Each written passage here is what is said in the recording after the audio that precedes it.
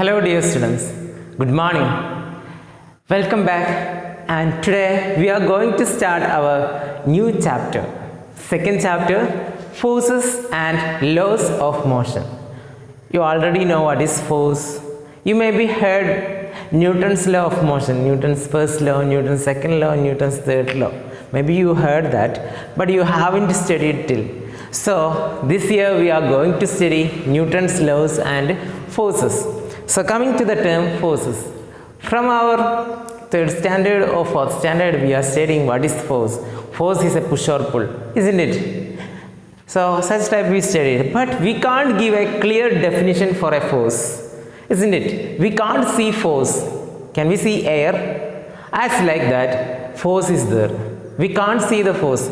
If here is a chalk, and if I want to move it, I have to apply a force, but I can't see how much force I applied because it's invisible, or I can't taste it. It can't be tasted. So only we can feel the effort of force. If I took some effort in doing force, that effort can be seen. That is in moving this chalk. So this result of this effort can be seen. So that is given here. We can't see or taste force. No one ever had seen or tasted force, but only we can feel the effort of force. We can see the effort of force. Now, so as we can't give a clear definition for force, we can talk about the effects of forces. So first one, force can move a body at rest. Suppose that this chalk is at rest. So if I want to move this chalk, I have to give an external force. I have to give an external force. So a force can move a body at rest. If there is a body at rest, for example, if there is a football placed here in the ground, if I want to move that football, I have to kick on that, isn't it? So in order to make a movement, we have to give force. So a force can move a body at rest, which was already at rest. That is the first point. Second point, a force can stop a moving body. How it can stop a moving body? For example, let you imagine a cricket match is going on here. So if the batsman hits a ball into the sky, the fielder will try to catch that ball. So actually what he is doing, he is stopping the movement of the ball, isn't it? When he takes the catch, he stops the movement of the ball. As like that, the goalkeeper also, he stops the movement of ball. So a force can stop a moving body. 2 points. Force can move a body at rest. Force can stop a moving body also. If the body is already moving, a force can stop that movement also. So we got two effects. Third effect, force can change the speed of an object.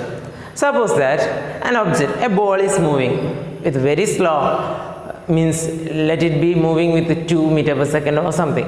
What happens when we kick with more force on that? It will move so much fastly, isn't it? So we can change the speed of an object by an external force. So a force can change the speed of a moving object. So that is the third point. Another example is that what happens when we throw a ball into the sky? Its speed gets decreased as it goes into the upper sky, isn't it? And at last its speed becomes 0, and at that point it will return back to the ground. If we throw a ball or stone, it will not go far away into the sky, but it will return back to the ground itself. Why it's return back? Why there is a return back? We are throwing with very much speed. We are taking much effort to throw. It will go with high speed from here, and its speed is changed from there. What happens?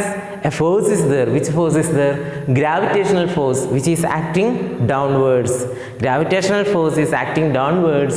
So that force makes the change in the speed, and as the speed becomes 0, the stone or ball will come downwards.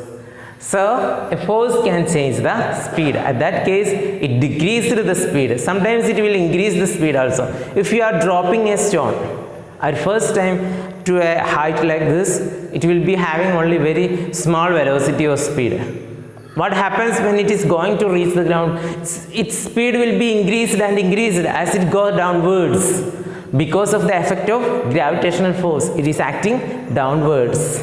So it can increase the speed and decrease the speed. If we are throwing into the upper sky, the gravitational force will decrease the speed as it is acting downwards. The two things are opposite to each other and hence it decreases the speed. If we are dropping something from an height, gravitational force will increase the speed as it is acting always downwards. So a force can change the speed of a body. Next one, change the direction of a body. How it happens? Let us again imagine a cricket match. A bowler is bowling from that end. Let it be some of our favorite bowlers, Ashwin or Bhuvaneshwar Kumar. Someone is bowling from that end. So what happens? The batsman will send that ball into the opposite direction. The ball is coming from this direction. The batsman may send that into a opposite or different direction. May not be opposite but different directions.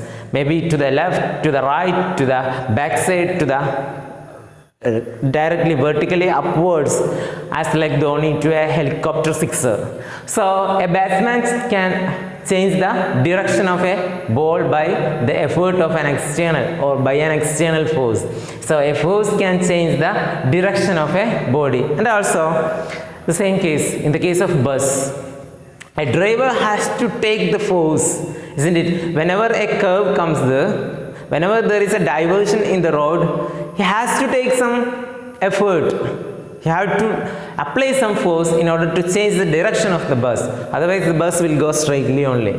So, in order to make a change in the direction, we have to apply a force. So, a force can bring change in the direction of a moving body. And last one, changing the size and shape.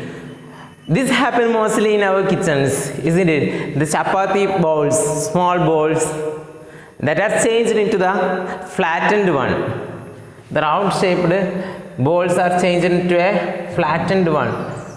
That is, a force can change the shape of an object. So this ball is changed into a chapati.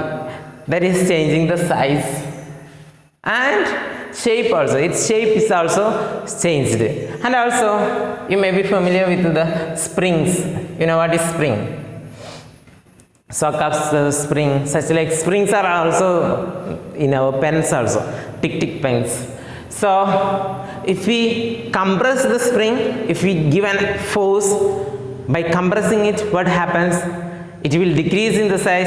If we extend it, it will increase. If we stretch it, it will increase in size.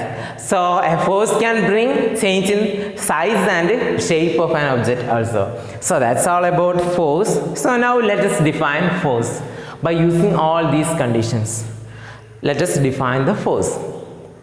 Once more, force can move a body at rest, force can stop a moving body, force can change the speed of a body, it can change the direction of a body, it can change the size and shape of a body. So now let us define force.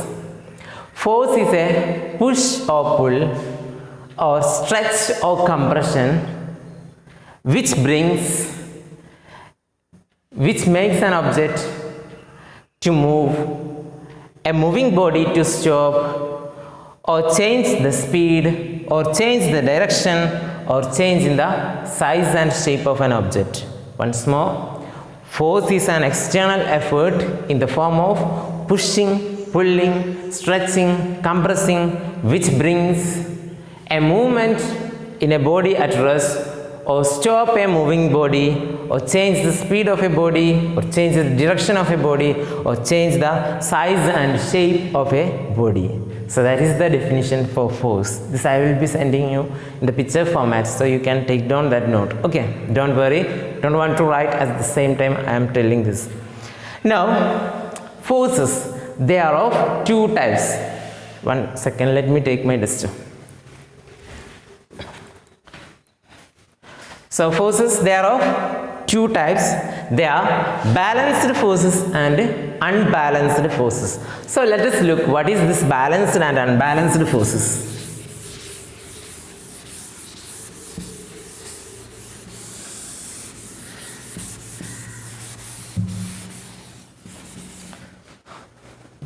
Now telling about balanced forces. If there is an object and there is two ropes from the end of this object. There is a hook, and from that hook two ropes are taken into the different direction. If two boys of same height, same weight, same muscle size, same strength, then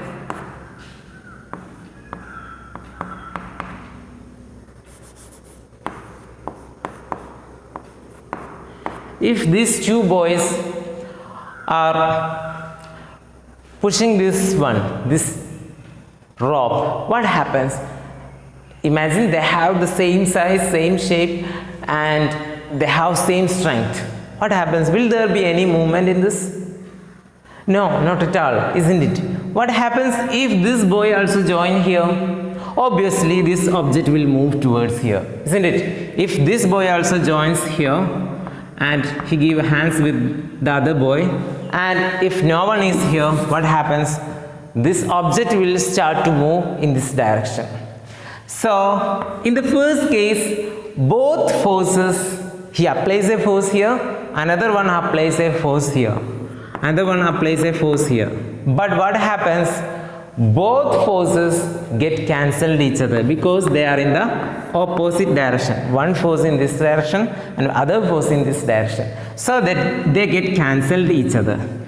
This you may have seen in tug of war also. Vadamvali, tug of war. You may have seen that for many time the center point, it will be lying in the center itself because there will be two equal teams. If there are two equal teams, it will be lying in the center for more time, and at last one of them will win. That's sure. So this type of force which makes no movement, or the net force is cancelled. Net force is cancelled. Such type of force are called balanced force. A force in which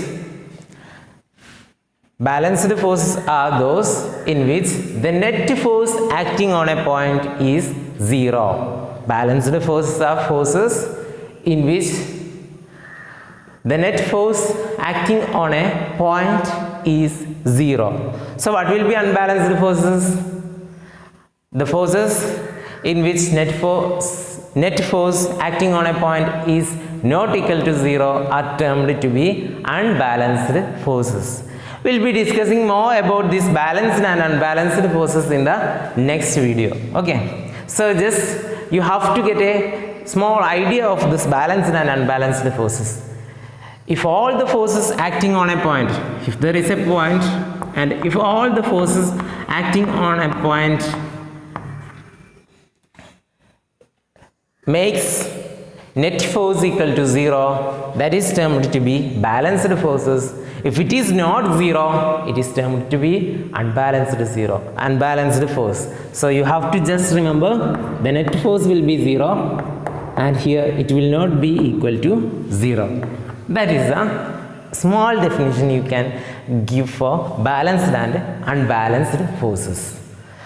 So mostly if there is a point and lot of forces is acting, and if they are getting cancelled each other, for example, see, one of the force